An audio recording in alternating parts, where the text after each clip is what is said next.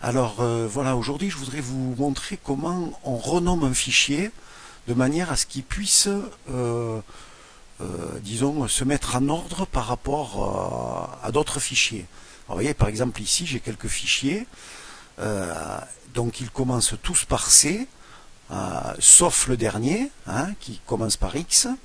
Donc ils commencent tous par C, tout simplement parce qu'ils viennent d'un collège qui s'appelle Jules César. Donc ça commence par C. Donc on met le C en premier. La classe c'est quatrième 1, donc en fait c'est 41, d'accord. Et puis après vous voyez que les fichiers sont en ordre par rapport à l'ordre alphabétique.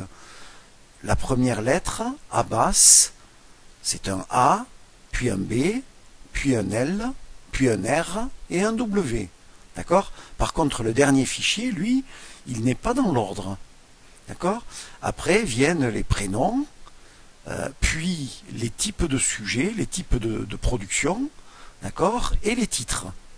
Alors donc on va renommer celui qui est tout à fait au-dessous, de manière à ce qu'il puisse après se mettre en ordre parmi les autres. Alors je clique une fois dessus, d'accord, puis je reclique une deuxième fois, et là je vais pouvoir écrire.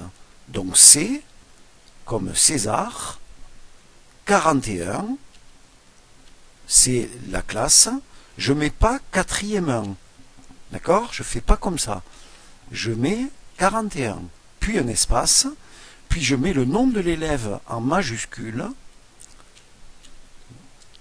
puis son prénom, donc une majuscule, puis là c'est en minuscule, d'accord, j'essaye de respecter cet ordre.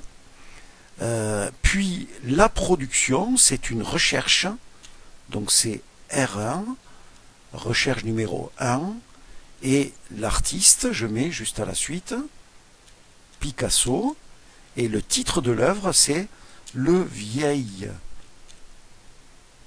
homme triste.